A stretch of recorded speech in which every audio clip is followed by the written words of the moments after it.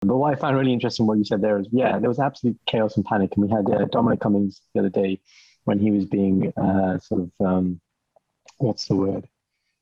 Interviewed? Deposition, like deposed, or you call it, maybe. And, I think there's one bit where he said he walked into a room and some higher exec, number 10, had asked, right, so, I've been told that you have plans for this type of thing, contingency plans, or these types of emergency mass pandemic scenarios. And then he's like, no, we have nothing. And, credit to Dominic Cummings, just sort of talking frankly and basically saying, this isn't good enough. The public's assumption is that we know what we're doing, but the stuff all happens behind closed doors, policy making, all this stuff. And to think that there was nothing, that we were just sort of reacting and using our skills of versatility to deal with what's happening rather than being like, no, we have this thing in place is quite scary. Really scary. Because you sit comfortably in the assurance that your government takes care of you. That's just we're almost democracy. Their arms. Yeah. That's the whole principle and the whole point. But when you see that they don't know what's going on, which means that we don't know what's going on, it's very concerning. But it didn't filter down, did it? I mean, imagine the same scenario, simpler one is being on a plane, right? And something's happening on the plane. If the captain lost his shit, right?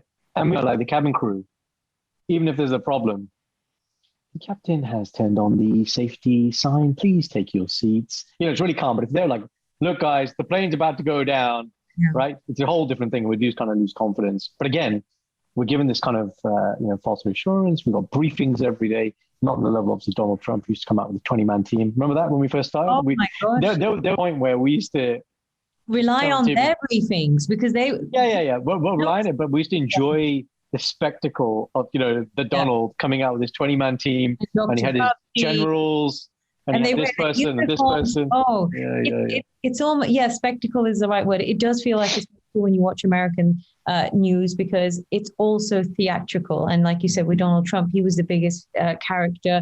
And we had Dr. Fauci coming out, the little white jacket on, and we had army generals coming, and then like the Navy generals, and they'd all wear these fancy outfits. And you'd think, what is the need to do this and to have branding? Branding is the key thing here, right? So branding to build confidence. And they want to look in control. And you know what they did? Because at that point in the UK, there was no number 10 briefings. We had nothing. We had zilch. And I felt we almost used to watch the American briefings to know what was happening with this pandemic.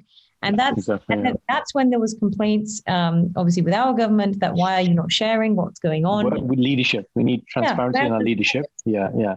Because to control is probably the wrong word, but to sell our nerves, the anxiety of the nation. Yes. Now I have a different perspective. I'm a doctor, I'm seeing it, but to an average person, who's not medically read up, because I had a lot of people thinking they were just going to die, that even if we're in the house behind the door, didn't go out, and the COVID was just going to come in through their door and kill them. It's literally what people were thinking. You need some assurance, right? There is a game plan, a strategy. That's what we need to hear. And it started coming out. There are bits which we look back at now. I think when Boris first came out and he had that very mixed message, hundreds of videos and memes have been created about work at home, but try and not leave the house. No. Go to work if necessary, but try and stay at home. But go inside, but stay outside. Really, really mixed. And don't be tempted to go to your friend's house. And it was so messy. And then, but I think the height to me was, I'm quite sure this happened. I don't think I'm imagining it, but even the Queen gave a message of, reassurance. And this never happens. This never happens. Only at serious points. It happened in World War II. It happened in World War One. Obviously, her dad. But it happens. The monarchy comes out at times of crisis, and they came out, and that shows you that we were at the pinnacle of a real mess. And people were feeling anxious. I remember there was, newspaper articles, sometimes the Daily Mail or the Daily Fail. Inflammatory, It would be, there's going to be social unrest. There's going to, food was running out. Do you remember there was that whole period where food ran out? The shelves were empty. People were taking toilet roll months and months and months. It just, that happened because it was not handled. If it was handled, I don't think it would have happened as bad. But then again, saying that, and I always say this at the end of my opinion giving on COVID, how do you know what to do?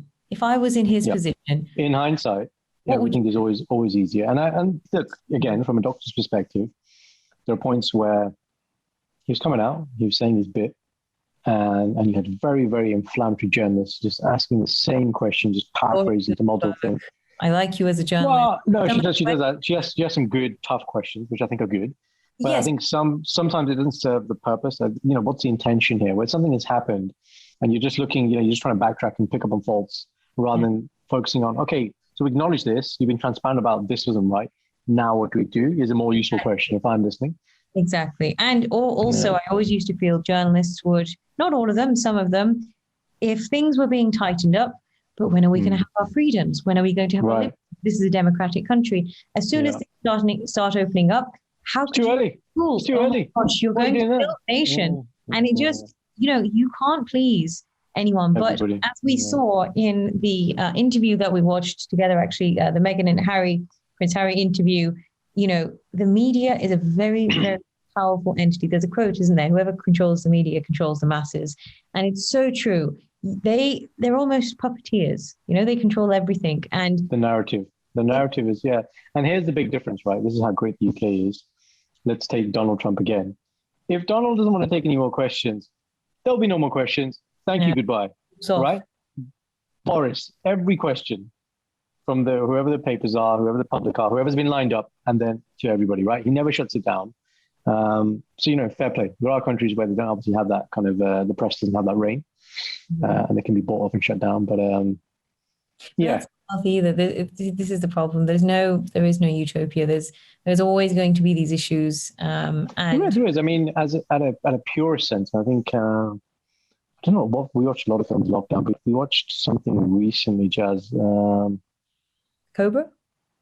No, it was about journalists were in the film, and they were trying to uncover something. And remember, they were the only right newspaper, and it came out later that they were the only newspaper. Oh, yes. It's about Iranian, the WMDs, right? Yes. That was it. And they had a spawn that Saddam's regime didn't have any WMDs, and later they had to apologize. I think one of the bigger the New York Times had come out and say yes. Because they were peddling whatever they were being told by the politicians at the time. That's what the film shows you. And it shows you from a very purist sense, the foundations of journalism are the truth, expose the truth. Exactly. Right? Which again, if you're a normal person, that's what you want. You want objective truth, not. But the problem is the ability to critically appraise what you're listening and hearing, unfortunately, is not a skill set which is taught readily, which means people will adopt the narrative which makes the most sense to them, and normally is the one that the masses are following, and then that becomes your viewpoint. And the one that comes from authority. If the government is telling, we think it too. It's like trusting the police. Policeman, no matter what time of the day, you're never going to think anything bad. You're going to think, it's a policeman, it's a person of authority. Unless you had a prior experience. But for example, I mean, I've listened to so many podcasts, again, crime that happens in the US. It's such a different, now it's becoming culture. Different. When you see a police, my hands are up. You can't see me, but my hands are up. There's almost a fear element there. And that's a totally different discussion. But again, people of authority have the right to share their opinion and the right for it to be heard. That's how it feels. Much in the same way, as a doctor, if I tell a patient something. You're generally, the thing, the advice I'm going to give them, your solicitor, is coming from a place of, authority, like you said, but it should obviously come from a place of integrity. I think that's the thing. The assumption is whatever's being told is in my best interest. Yes. Right. But that can be painted in different ways. And only later do we find out, now we're talking a lot about politics here, that it's like, well, actually, what was the intention here? All this stuff about PPE scandals, these contracts being given out, to certain friends. Friends, apparently. The health secretary's friends had the contracts. And yes, some people say, well, the contracts had to go to somebody. But first of all, why did they get privileged to know about the contracts? And second of all, how much were they paid? We saw the same thing. You go back in history, World War I, you see it with the boots, you see it with munitions, everything. These issues, they just come up every single time. Yeah, because wars or pandemics make some people very rich. Look, we're sitting on Zoom right now. Zoom shares have gone up. Yes. Okay, Domino's went up. So, and, lots of things. So a lot of things. So people will make money, right? And so some of these things, like Zoom hasn't created the pandemic, so we can take advantage of it. But necessary things, so like PPEs as an example, fine. If the contract was delivered by the friend and that was the best person to do it, and the tender was open freely on merit, fair game, right? Fair game. But if there's backdoor channeling here, right, and then you're having problems with getting PPE and the quality, and yes, some people have been being made very, very rich. That's not right. Yeah.